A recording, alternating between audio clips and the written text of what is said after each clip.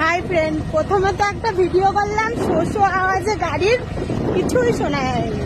আমি ভূতের মন্ত্র পড়ে গেলাম, কিন্তু মন্ত্রের কিছুই শোনা গেল না। তার জন্য আবার নতুন করে শুরু করলাম আমাদের ভিতরের রাস্তায় ঢুকে। ভাবি বল, ভাবি চুপলামি কাটবি? বাবির আজকে ভাইয়ের অন্নপ্রাশন, রাত্রেবেলা আমাদের নেমন্তন্ন। ওর মেজো মাসির ছেলের জন্মদিন, কিন্তু ওই সরি অন্নপ্রাশন, কিন্তু বাবির আজকে জন্মবার।